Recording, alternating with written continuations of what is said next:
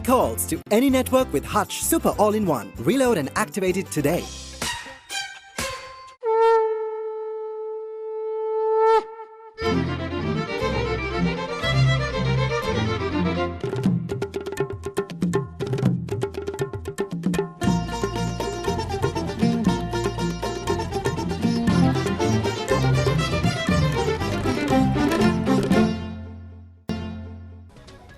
From stories around the world to stories here at home, this is the National News Broadcast. A pleasant evening. I'm Dilanjali Ananda. A very good evening indeed. I'm Charity Prarachi, and now let's move on to the headlines for tonight's news. Supreme Court determination on the draft bill of the 20th Amendment presented to Parliament. The body of Markandure Madhush ordered to be handed over to his legal wife. Quarantine curfew imposed in another 5 areas including Kolliapitiya. Distribution of 5,000 rupee worth allowance for the income-deprived people in Gampaha district commences. MP Anuradhi Sanayaka says he is not aware of his appointment as a member of the Anti-Corruption Secretariat. Doubts over the future of Muttaya Mularadharan's biopic 800. On to those and other stories in detail now, and starting off with local stories. Supreme Court has declared in its determination that the revised draft bill of the 20th Amendment to the Constitution, apart from one article, can be approved with a two-thirds majority. The Speaker presented the determination of the Supreme Court to the Parliament today. According to the determination of the Supreme Court, the Articles 3, 5, 14 and 22 of the draft bill should be approved at a public referendum. The third article out of the aforementioned articles refers to the powers and functions of the President. The Attorney General has informed the Supreme Court that the relevant revisions to the article will be presented during the committee stage. The fifth article refers to immunity from the President from lawsuits. The Supreme Court determination had presented revisions to the inconsistencies relevant to the Article 5. The Article 14 refers to the summoning, prorogation and dissolution of the Parliament. The period of the dissolution of the Parliament, as cited in the Article 14, should be approved at a public referendum. The amended article in the draft bill cites that the President will be granted with the power to dissolve the Parliament within a power of 1 year following a parliamentary election. However, it has been informed that the relevant revisions to extend this period to 2.5 years will be presented at the committee stage. Accordingly, the revised Articles 3, 5 and 14 can be approved with a two-thirds majority in the Parliament. The Supreme Court determination had declared that the Article 22, which include the Election Commission process, should be approved at a public referendum.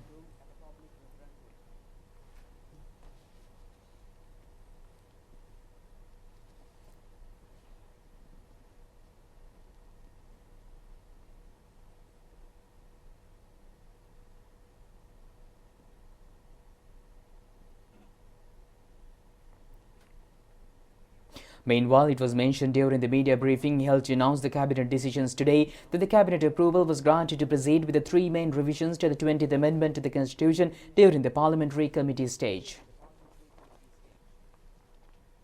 Core Cabinet spokesman Minister Uday Gambanpilla said that taking into consideration of the decisions of the Supreme Court on the 20th Amendment Bill, proposed revisions will be tabled in the committee stage of Parliament. He said that the provisions relating to the following matters should also be included in the committee stage of Parliament on the 20th Amendment Bill. Therefore, he said that the first decision was to provisions to increase the number of judges in the Supreme Court and the Court of Appeal, considering the large number of pending cases. He added that the second decision was the provisions to submit to Parliament only the acts relevant to the matters that emerged out of national security and disasters, considering the urgent acts. He also said that the third decision was on the provisions for the Auditor General to delegate the authority to audit a public corporation or the companies which hold 50% of more than shares by the government or a public corporation. The minister said that the fourth decision is pertaining to the inclusion of the same provisions on the 19th Amendment into the 20th Amendment regarding the determination of the number of cabinet of ministers, non-cabinet ministers and deputy ministers.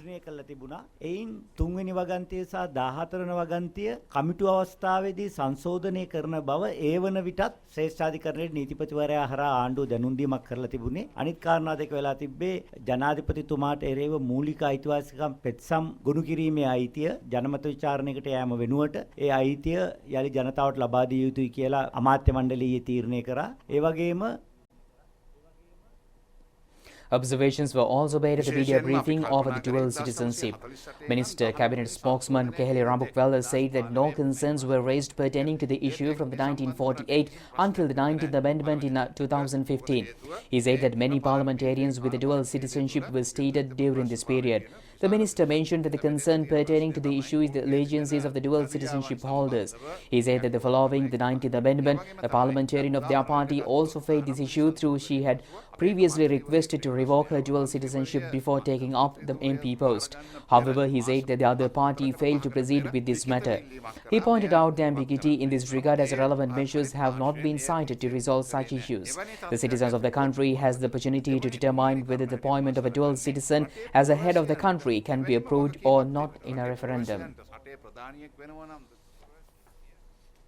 Something that changes your life story. Litro Gas. Welcome back. Colombo Magistrates Court ordered to hand over the body of notorious drug trafficker and organised criminal Samarasinghe Arachige Madhush Lakshita alias Makandure Madhush to his legal wife. Police media spokesman DIG Ajit Rohana mentioned that organised criminal Makandure Madhush was shot dead during a crossfire between the police and an organised criminal group in Laksetha Sevana housing complex, Maligavatta, Colombo this morning. Makandure Madhush, who was taken into custody of the Criminal Investigation Department on May 6, 2019, was detained until October 16 for interrogation purposes. Subsequently, he was handed over to Colombo Crimes Branch on the same day for further investigations. According to information revealed during the interrogation, the police had taken Makandure Madhush to apprehend a cache of illegal drugs hidden in the housing complex in Maligavatta.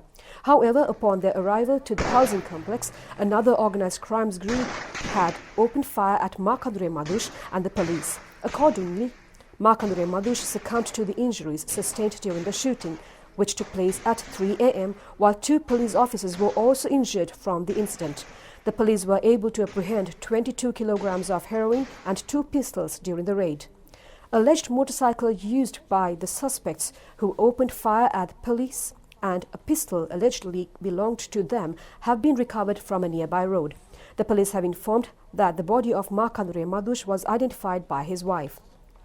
Colombo National Magistrate Neranjan De Silva reached a decision to conduct a post-mortem related to the death following a spot check. However, considering the request made by the legal wife, Jayani Muthumali, and a sister of the mother of the deceased, Mallika Samarasinghe, the Colombo Additional Magistrate ordered the Colombo Judicial Medical Officer to release the body of the deceased.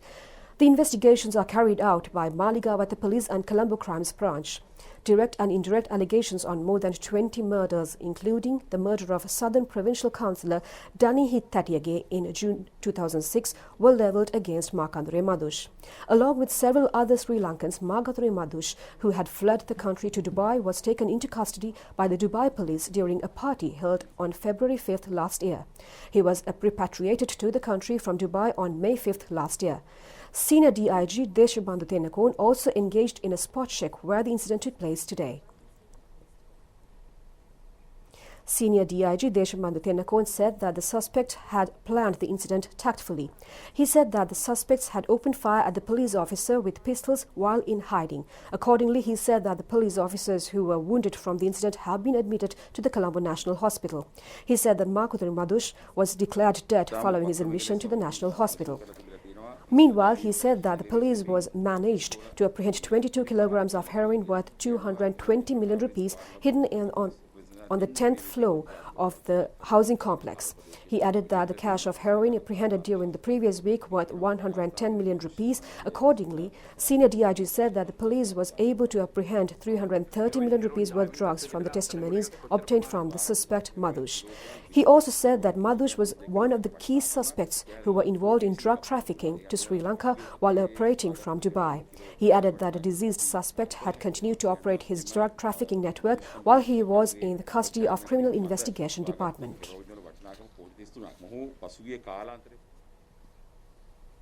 Infrastructure development activities in Hibiliyakada, Vilgamu in the district Matale has commenced during the recent visit to Matale district. President Gotabaya Rajapaksa instructed officials to execute development projects expeditiously, directing priority the essential construction and provisions of service facilities.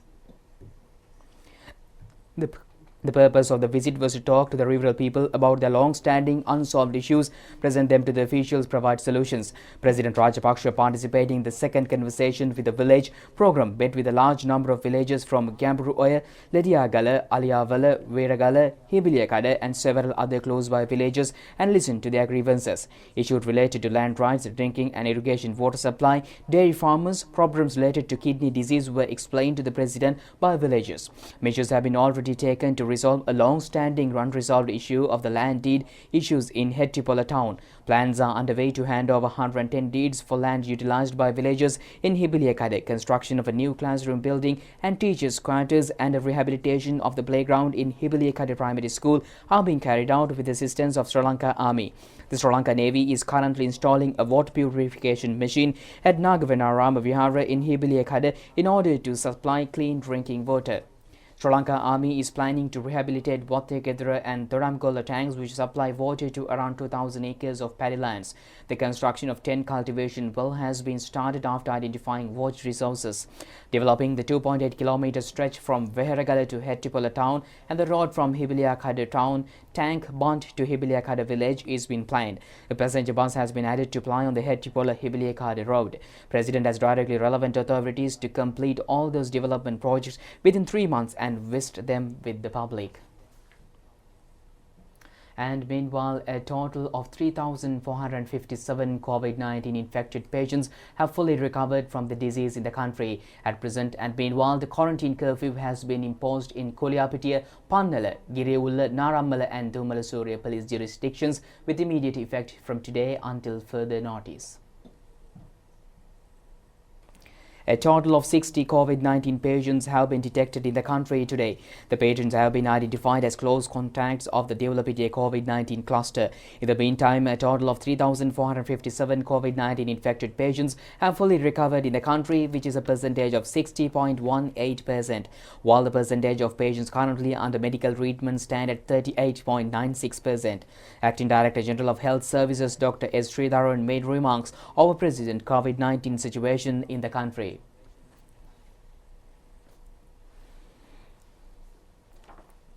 Total number of cases this year of COVID-19 5,685. Total number of recovered 3,457 and suspected and hospitalized due to COVID-19 329. And with regard to this number of cases from 12 midnight to now 2 p.m. we have identified 60 new cases, and PCR we have 24 centers. Total number of PCR tests performed 398,196 this year.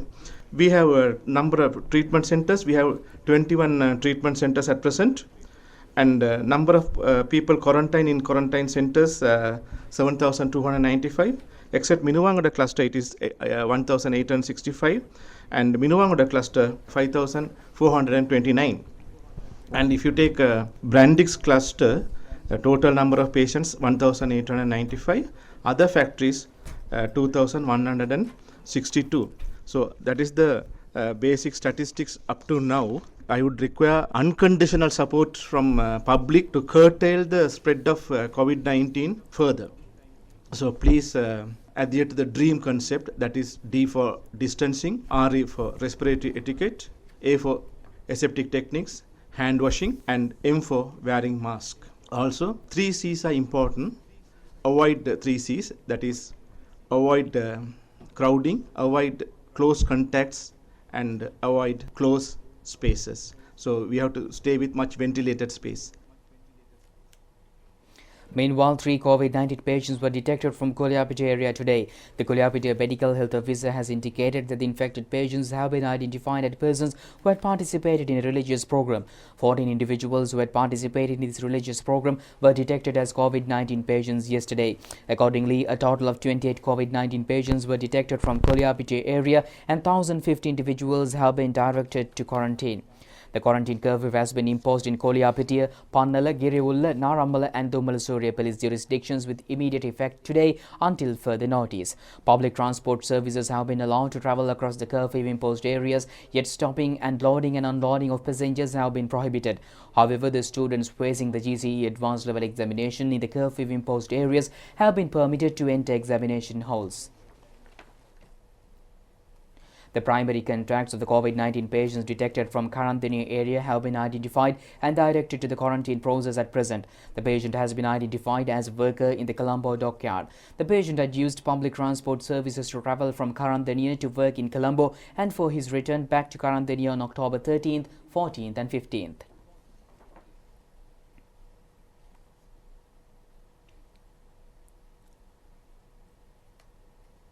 Meanwhile, a police officer of Colombo Fort Police Station and a police inspector of Police Special Investigations Bureau have been tested positive for COVID-19. Close contacts of the patients have been directed to quarantine at present. The Colombo Fort Police Station was disinfected today. A 2-year-old child currently being treated in Lady Ridgeway Hospital, Colombo, and her mother have also been tested positive for COVID-19. The hospital director mentioned that newly identified patients were treated separately as they were suspected to be COVID-19 patients at admission. Both the child and her mother have been transferred to a National Infectious Disease Hospital in Angoda. The father of the child has also been detected as a COVID-19 patient. Another COVID-19 patients were detected from Kegol area today. Kegol District Services Director Kumara Vikramasinghe mentioned that the patient has been identified as an employee working in Colombo.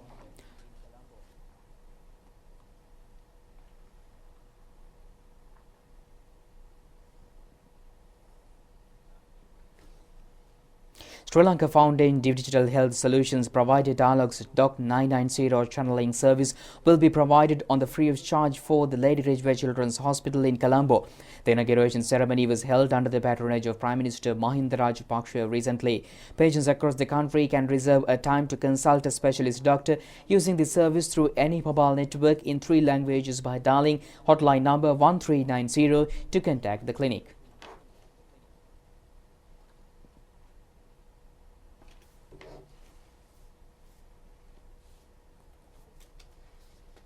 The committee headed by the chief prelates of Malwatta and Askuriya Ubaya Mahavihare has decided that the Katina Puja ceremony is suitable to be held within the disciplinary, traditional customs and new quarantine regulations and medical instructions.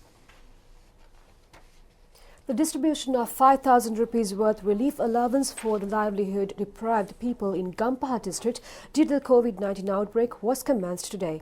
Under the first phase of the project, the allowance will be extended for 72,345 families in Minuwangoda, Veyangoda and Diulapitiya police jurisdictions. The 5,000 rupees worth allowance will be distributed from selected places in Minuwangoda, Diulapitiya, Attanagala and Mirigama Divisional Secretariat divisions relevant to the aforementioned police areas. The government has allocated 400 million rupees for the first phase of the program. Plans have been made to complete the distribution of the allowance within a period of 1 week while adhering to quarantine regulations. Under the second phase, the distribution of 5,000 rupees worth allowance will be carried out in the other 16 police jurisdictions. And now let's move on to the world update of the COVID-19 pandemic.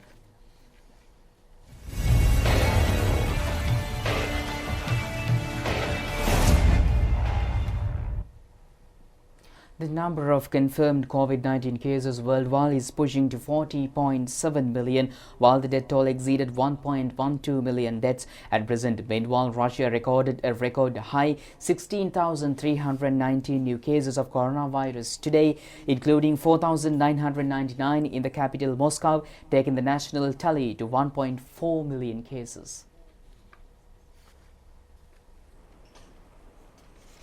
According to the World Health Organization, the United States, India and Brazil remain the most affected countries, leading the world in both confirmed cases and deaths.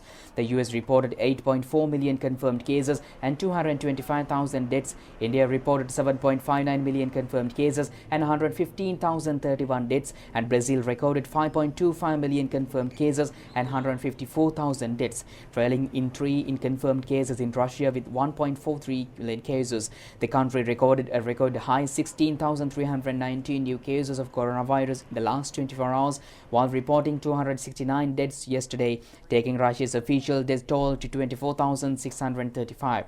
Moscow, the city of nearly 13 million, has already opened temporary hospitals, ordered business to have at least 30% of staff working remotely, and introduced online learning for secondary school students, among other measures, despite Russia's growing number of COVID-19 cases.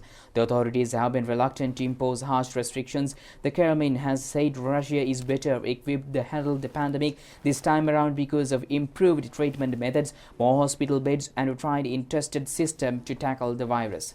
European countries and tightened COVID-19 restrictions as a result of the grimmer figures of coronavirus infections in recent weeks.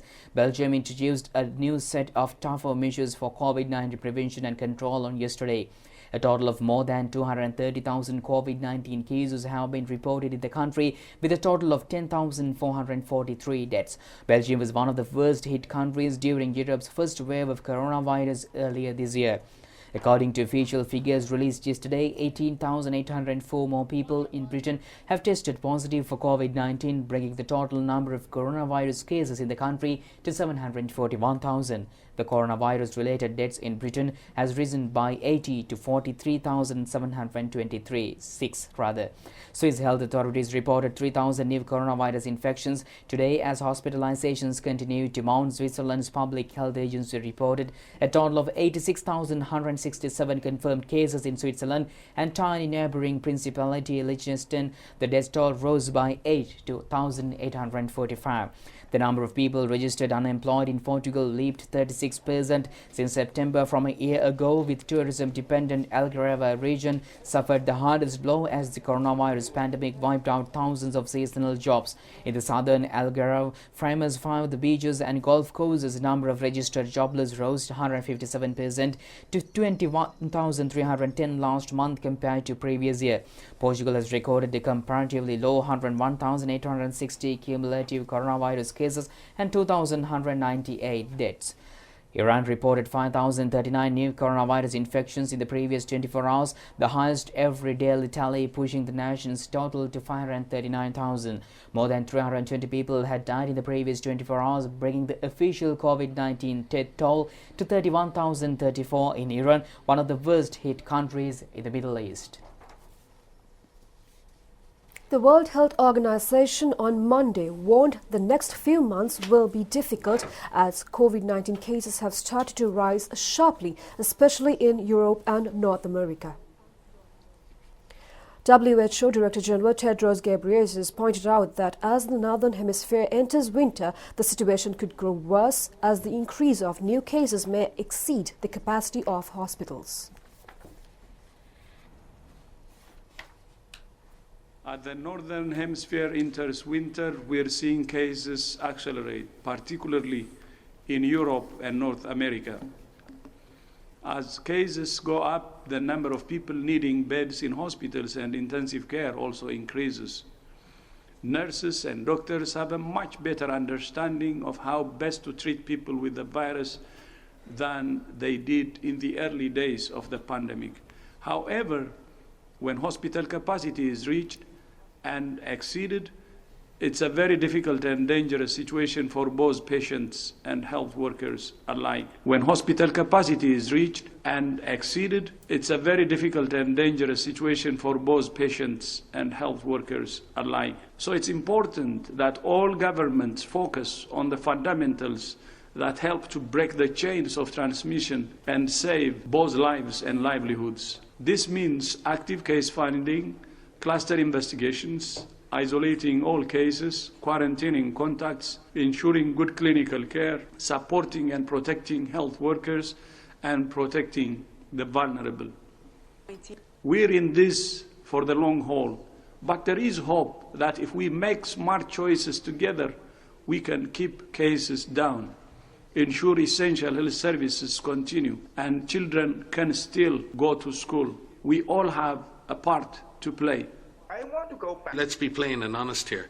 If you are a case or you're someone who's positive, you should be at home in full isolation or in a clinical care facility. If you are a contact of a case, if you know yourself to be having been in contact with the case, you should be in full quarantine at home without contact with other people, or in a third facility and without contact with other people. And that is not so as to imprison people, that is so as to break chains of transmission. And just think yourself what you've done in the last few days. How many contacts, how many people have you come in contact with in the last few days? That needs to be done if you were to become a case. And that's difficult to do. You have to find all of those contacts, and they need to be in quarantine. And that means staying home or being in quarantine in another facility, fully supported by the government and the system there. An independent panel of experts has been formed in California to review any federally approved COVID-19 vaccine. The move allows concern that the White House could rush the process. Well, good afternoon. The U.S. state of California announced on Monday it will be independently reviewing the safety of any new coronavirus vaccines. A panel of experts will review vaccines approved by the U.S. Food and Drug Administration before they're distributed to Californians. The FDA has vowed to ensure the safety of COVID-19 vaccines, but claims made by President Donald Trump that there could be one rolled out before next month's election has led to concern about political interference in the regulatory process. California Governor Gavin Newsom said he wouldn't be taking any chances. California today is launching now more formally a scientific safety review, a work group of 11 individuals, experts in their field. These are top health experts that will independently review any FDA-approved vaccines. Question I often get is, are you going to take someone's word for it as it relates to vaccines? Of course, we don't take anyone's word for it. Newsom also said he expects the vaccine will not be widely available to Californians until next year, and that healthcare workers will be the first ones to receive it. He added that the California panel will review the vaccine safety regardless of the outcome of the election. California is following New York's lead, after Governor Andrew Cuomo announced last month that he would conduct a similar review of federally approved vaccines. And more news from home. Parliamentarian Anura Kumar Dissanayake says he was not aware that he was appointed as a member of the Anti-Corruption Secretariat established in accordance to a cabinet paper of former Prime Minister Ranil Wickremesinghe. He made these remarks today while testifying before the Presidential Commission of Inquiry on Political Victimization. Parliamentarian Anura Kumar Dissanayake appeared before the Commission today in accordance to the complaints lodged by former Secretary to the Economic Development Minister Dr. Nihal Jatilaka and former Additional Solicitor General to the Divi Naguma Department Bandula Tilakasuri. Testifying before the Commission, the parliamentarian said he was not aware of the proposals presented to the Cabinet on January 21, 2015 to establish the Anti-Corruption Secretariat. He said that though he was supposed to notify regarding such an appointment, the former Prime Minister had failed to inform him in this regard.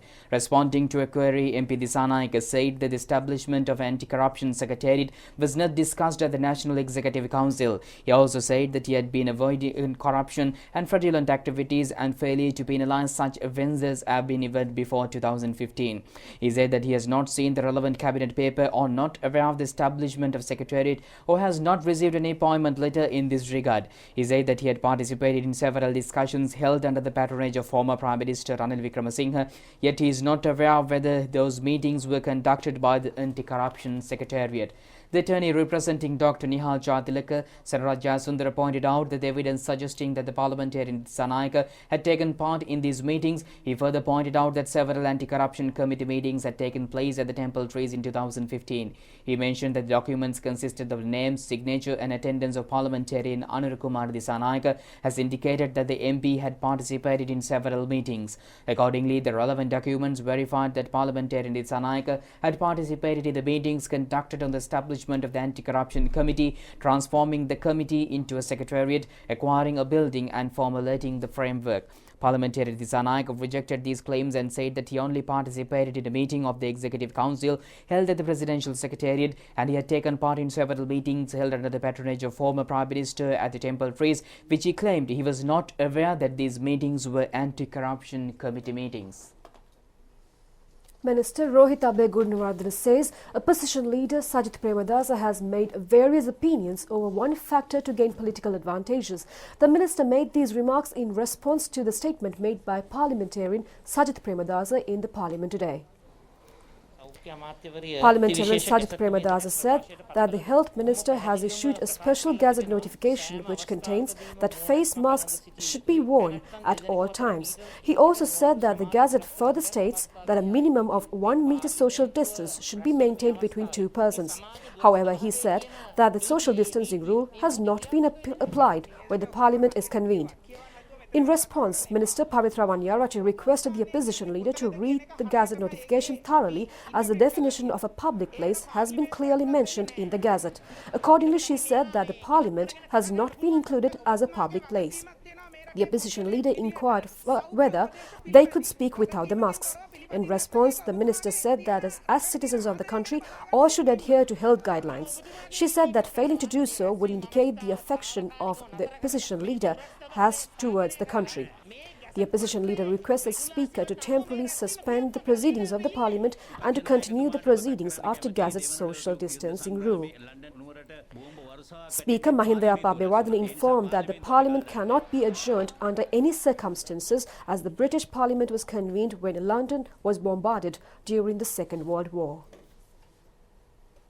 And with that, we conclude tonight's news. Do it tomorrow at the very same time. Stay safe. Good night. Good night.